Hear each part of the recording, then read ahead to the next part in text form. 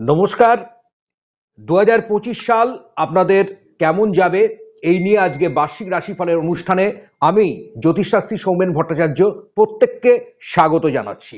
নতুন বছর অনেক সুখ শান্তি সমৃদ্ধি আপনাদের নিয়ে আসুক এবং সকলের সুস্বাস্থ্য কামনা করি। বৃশ্চিক রাশি ২০২৫ সালে বার্ষিক রাশিফলে দেখা যাচ্ছে বৃহস্পতি অবস্থান করছে আপনাদের সপ্তমে এবং তার দৃষ্টি থাকছে আপনাদের একাদশে রাশিতে এবং একদম তৃতীয়।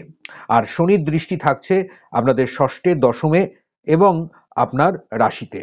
একইভাবে বৃহস্পতি এবং শনির যে দৃষ্টি আপনার রাশিতে থাকছে এবং শনি আপনাদের ক্ষেত্রে এখানে চতুর্থের অবস্থানের অধিপতি এবং সে নিজের ঘরেই শুক্রকে নিয়ে কিন্তু প্রথমেই একদম জানুয়ারি মাসে দেখা যাচ্ছে। এটা কিন্তু স্বাস্থ্যের জন্য আমি বারবার বলবো, বিশেষ করে মাতৃস্থানীয় যারা আছেন, একটু এজেড পার্সন আছেন, তাদের দিকে কিন্তু নজর দিতে হবে। নিজের শরীরের দিকেও নজর দিন। কোনো কারণে হাড়ে চোট আঘাত ব্যথা পড়ে যাওয়া, কোনো অস্থিভঙ্গ হয়ে যাওয়া, কোনো অপারেশন, নেত্রপীড়া, চোখের কোনো সমস্যা, মূত্রনালী মূত্রথলিতে কোনো ইনফেকশন, এগুলো কিন্তু আনতে পারে। মহিলাদের ক্ষেত্রে কোনো গাইনো সমস্যা, এগুলো কিন্তু বৃদ্ধি করতে পারে যাদের বৃশ্চিক রাশি। কারণ মনে রাখতে হবে আপনাদের অধিপতি, রাশির অধিপতি মঙ্গল এবং আপনাদের ষষ্ঠপতি মঙ্গল, সে কিন্তু ভাগ্যস্থানে পুরো একদম স্টার্টিংয়েই কিন্তু সে নিচস্থ আছে। অর্থাৎ ২১শে জানুয়ারি পর্যন্ত এই যে আমি বিশেষ করে সময়টা আমি নির্ধারিত করে দিলাম, এখানে কিন্তু আপনাকে বেশি করে সজাগ থাকতে হচ্ছে। কারণ এই সময় পর্যন্ত দেখা যাবে মঙ্গলের এই অশুভত্ব বিভিন্ন ধরনের সমস্যা, যেগুলো আপনাদের মানসিক একটা সমস্যার কারণ হতে পারে। পারিবারিক দিক থেকেও কোনো ব্যয় বাড়িয়ে দিতে পারে। পরিবারে এজেড পার্সন যারা বয়স্ক বা অসুস্থ আছেন, তাদের জন্যও কিন্তু এই সময়টা একটু ডিস্টার্বেন্সের জায়গা, সেখানে আপনাকে অবশ্যই সজাগ থাকতে হবে যাদের বৃশ্চিক রাশি। তবে মনে রাখতে হবে বৃহস্পতি যেহেতু আপনাদের একাদশে এবং রাশিতে এবং তৃতীয় ঘরে সম্পূর্ণ দৃষ্টি দিচ্ছে, তার ফলে আপনার রোগ নিরাময় কিছুটা ব্যয় হলেও সেখান থেকে আপনি রোগ নিরাময়ের একটা সুযোগ বা একটা সম্ভাবনা কিন্তু দেখাচ্ছে। আমি জানুয়ারি মাসের যদি একটু আমি আপনাদের গ্রহের অবস্থানটা বলে দিই তাহলে একটু সুবিধা হবে, কারণ আমি এইভাবে আপনাদের পরপর কিন্তু একে একে বলবো। আপনাদের কর্ম, আপনাদের বিদ্যা, আপনাদের পারিবারিক দিকটাও কিন্তু আমি তুলে ধরার চেষ্টা করব এই অনুষ্ঠানে। তাই প্রথমেই জানুয়ারি মাসে যদি দেখা যাচ্ছে, জানুয়ারি মাসে একদম আপনাদের যেটা আমি দেখতে পাচ্ছি বৃশ্চিক রাশির ক্ষেত্রে, বুধ কিন্তু একদম আপনাদের রাশিতে থাকছে, দ্বিতীয় ঘরে রবি থাকবে, চতুর্থ ঘরে শুক্র এবং শনির অবস্থান একত্রিত, পঞ্চমে রাহু থাকছে, বৃহস্পতি সপ্তমে, মঙ্গল ভাগ্যস্থানে নবমে নিচস্থ থাকছে কর্কটের ঘরে এবং একাদশে কেতু থাকছে। এবার মজার কথা হচ্ছে বিদ্যার্থীদের জন্য সময়টা যদি আমি দেখি, সেখানে বলা যাচ্ছে বিদ্যা তো আপনাদের ভালো হবে। অর্থাৎ স্কুল কলেজের যারা পরীক্ষার্থী আছেন, সামনে বিভিন্ন জয়েন্টের পরীক্ষা আছে, আইআইটি আছে, যারা মেডিকেল লাইনে পড়াশোনা করছেন, অ্যাজ এ ইঞ্জিনিয়ার হিসেবে পড়াশোনা করছেন, কারিগরি বিদ্যা, শিল্প সাংস্কৃতিক জগতের পড়াশোনা বা বাণিজ্য বিভাগ নিয়ে যারা পড়াশোনা করছেন, সেখানে আপনাদের উন্নতি আছে। কিন্তু মনে রাখতে হবে আপনার রাহুর এই যে 18ই মে থেকে যে ঘর পরিবর্তন হওয়া, এটা কিন্তু আপনাকে একটু ভাবাতে পারে। সেখানে কিন্তু বাড়তি ঝুঁকি নেবেন না। যখন কোনো চিন্তাভাবনা করবেন সেটা সঠিক করার চেষ্টা করবেন, নাহলে বৃশ্চিক রাশির ক্ষেত্রে কিন্তু চিন্তাভাবনার কিন্তু রদবদল হয়ে যেতে পারে। কোনো ডিসিশন মেকিং করতে কিন্তু ভুল ভ্রান্তির সম্ভাবনা আপনি হতে পারেন, তার শিকার হতে পারেন। সেদিকে কিন্তু আপনাকে নজর রাখতে হবে। ওভারঅল এডুকেশন কিন্তু আপনাদের ভালো আছে, বিদ্যার মান, শিক্ষার মান ভালো হবে যদি আপনার সঠিক ফোকাস এবং সঠিক সিদ্ধান্ত নেওয়ার ক্ষমতা থাকে।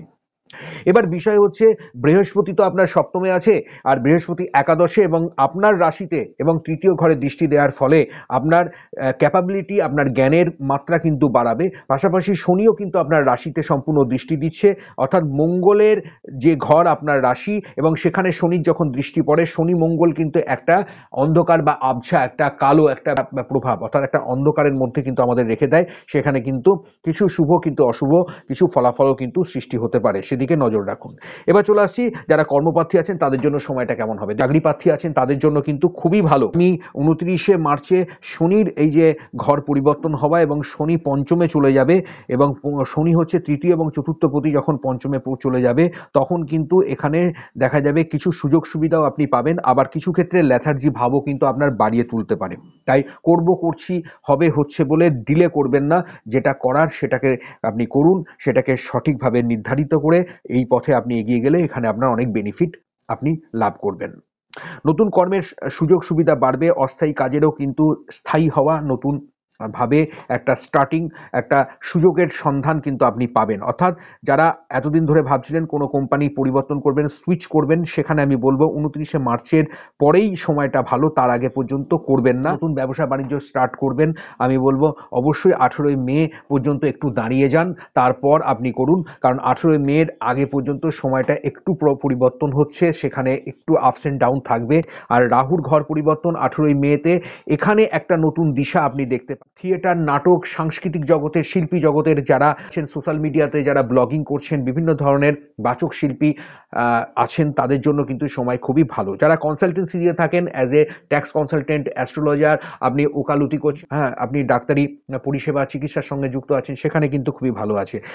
যারা বিউটি পার্লার, বিউটিশিয়ান, শিল্পী, সাংস্কৃতিক জগতের মানুষ আছেন, যারা ল্যান্ড, প্রপার্টি, খাদ্যবস্তু নিয়ে ব্যবসা বাণিজ্য করছেন, ভ্রমণ সংক্রান্ত বিষয়ে ব্যবসা বাণিজ্য করছেন, রেস্টুরেন্ট, হোটেল ম্যানেজমেন্টের কাজে যুক্ত আছেন, তাদের জন্য কিন্তু খুবই ভালো। যারা রাজনৈতিক ফিল্ডের মানুষ আছেন, যারা শিক্ষা জগতের মানুষ আছেন, যারা খেলোয়াড় আছেন, তাদের জন্যও কিন্তু খুবই ভালো। প্রশাসনিক বিভাগের মানুষদের ক্ষেত্রেও বা সামরিক বিভাগের মানুষের ক্ষেত্রে বা অ্যাডমিনিস্ট্রেটিভ লাইনের ক্ষেত্রেও আমি বলবো 2025 সালটি অবশ্যই বৃশ্চিক রাশির জন্য অতীব ভালো ফল আনতে চলেছে। আমি এই অনুষ্ঠানটি করছি সম্পূর্ণ রাশিফল ভিত্তিক, অর্থাৎ মূল রাশি ধরে, তবে লগ্ন ধরেও কিন্তু আপনি এই অনুষ্ঠানটি দেখতে পারেন, কারণ এমনভাবে করা আছে সেখানে আপনি ব্যালেন্স একটা ফলাফল কিন্তু পাবেন।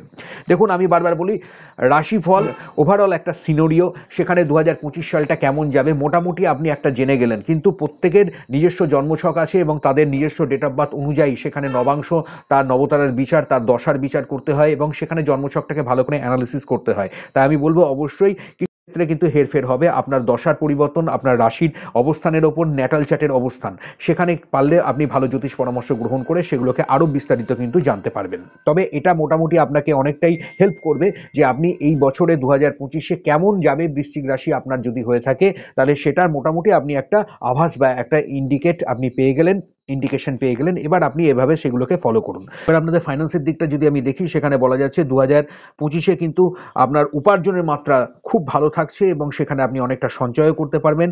কোনো ইনভেস্টমেন্ট করবেন, সেটা আমি বলবো অবশ্যই আপনি জুলাই মাসের পরে করুন। সেখানে ল্যান্ড, প্রপার্টিতে ইনভেস্টমেন্ট আপনার ক্ষেত্রে ভালো হবে। তার আগে পর্যন্ত রং ডিসিশন হয়ে যেতে পারে।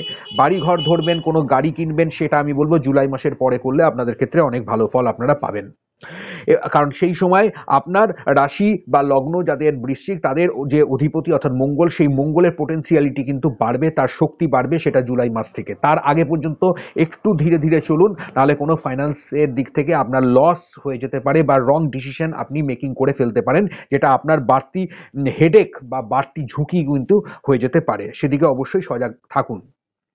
তাই 2025-এ আপনার সঞ্চয় বাড়বে যদি ব্যয়ের জায়গাটাকে আপনি ব্যালেন্স করে চলতে পারেন।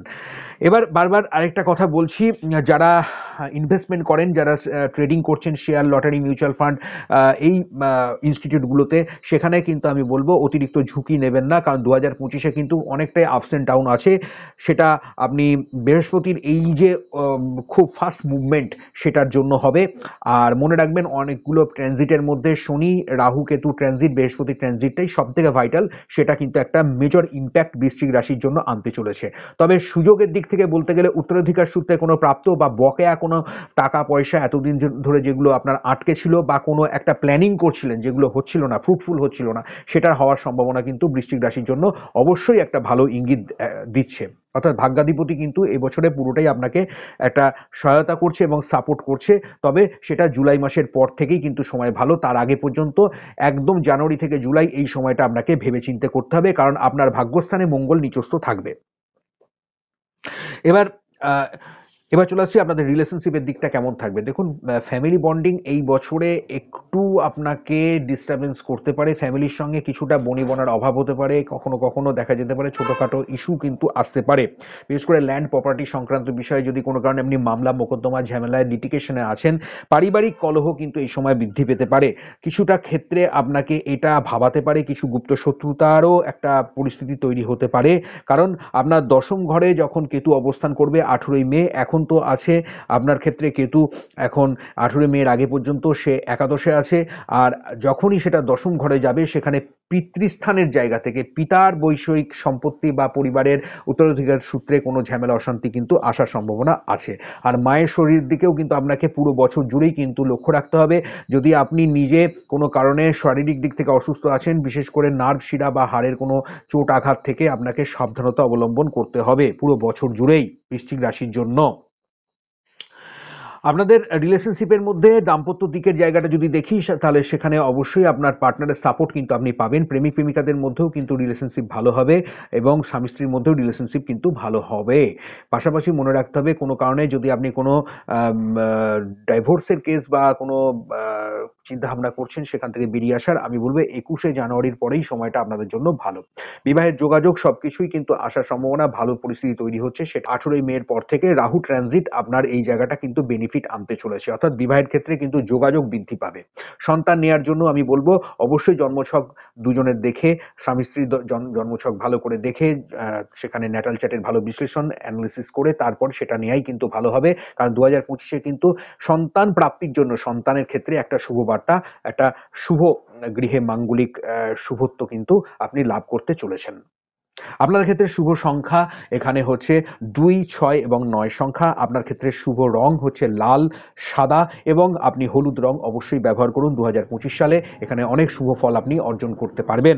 দক্ষিণ দিক এবং দক্ষিণ পশ্চিম দিক আপনার ক্ষেত্রে শুভ হতে চলেছে। সোমবার, মঙ্গলবার এবং বৃহস্পতিবার অতীব শুভ ফল আপনি লাভ করবেন। মঙ্গলের জপ তপ ক্রিয়া করা অতীব শুভ এবং শনির আরাধনা করতে পারলে খুবই ভালো ফল আপনারা পাবেন। আমি বলে দিচ্ছি যে মন্ত্রটি অবশ্যই আপনারা জপ করবেন, সেটি হলো ওম হ্রুং শ্রীং মঙ্গলায় নমঃ। ওম হ্রুং শ্রীং মঙ্গলায় নমঃ। ওম হ্রুং শ্রীং মঙ্গলায় নমঃ। এই মন্ত্রটি প্রতিদিন সকালবেলায় 3 বার করে অবশ্যই চ্যান্টিং করবেন এবং আপনি কাজ শুরু করবেন, দেখবেন অতীব শুভ ফল পাবেন। তৎসহ শনিবারটা আমি বারবার বলে রাখি, শনিবারে আপনারা কোনো পক্ষীকে, কোনো পশুকে নিজে খাবার আগে তাকে কিন্তু খাদ্য প্রদান করবেন। সেখানে দেখবেন শনির কৃপা, শনি মহারাজের কৃপা আপনাদের উপর সদা সর্বদা বর্ষিত হবে। এবং যে মন্ত্রটি আমি বলবো এই মন্ত্রটি শনিবার আপনারা 3 বার করে অন্তত পাঠ করবেন, এখানেও ভালো ফল পাবেন। ওম ঐং হ্রিং শ্রীং শনিশ্চরায় নমঃ। ওম ঐং হ্রিং শ্রীং শনিশ্চরায় নমঃ। ওম ঐং হ্রিং শ্রীং শনিশ্চরায় নমঃ। কালো রঙের কোনো ধাগা বা নীল রঙের ধাগা মহিলা পুরুষ নির্বিশেষে আপনারা বাঁ হাতে কিন্তু ধারণ করবেন। আর হনুমান চল্লিশা যারা পাঠ করছেন তারাও কিন্তু পাঠ করতে পারবেন। মঙ্গলের এই ভালো প্রভাব আপনাদের জীবনে অনেক শুভত্ব এবং শুভ উন্নতি আনবে। ব্যবসায়িক দিক থেকে উন্নতি আসবে, কর্মের দিকে উন্নতি আসবে। যারা বিবাহ করেননি তাদের ক্ষেত্রেও কিন্তু বিবাহের যোগাযোগ আছে। এখানে দেখা যাচ্ছে কোনো ক্ষেত্রে যারা সন্তানের চিন্তা ভাবনা করছেন বহুদিন ধরে, সেখানে আমি অবশ্যই বলবো ভালো করে আপনার ন্যাটাল চার্টের সুপরামর্শ গ্রহণ করুন, কারণ এই বছরটি সন্তান নেয়ার ক্ষেত্রে, সন্তান লাভের ক্ষেত্রে অতীব শুভ আছে। কোনো কারণে যদি কোনো সমস্যা আছে সেগুলোকে অবশ্যই জ্যোতিষ ভালো পরামর্শ গ্রহণ করতে পারেন। আমাদের নাম্বার স্ক্রিনে আছে, সেখানেও আপনারা যোগাযোগ করতে পারেন। আরেকটা কথা যেতে যেতে অবশ্যই বলে রাখবো, গুরুজনের প্রতি সদা সর্বদা শ্রদ্ধাশীল হবেন, অর্থাৎ যারা বয়স্ক বা এজেড মানুষ আছে তাদের প্রতি কিন্তু নিষ্ঠা, ন্যায়, সততা যদি আপনার থাকে তাহলে এই বছরটি আপনাদের জন্য অনেক ভালো, অনেক শুভ বার্তা কিন্তু আনতে চলেছে।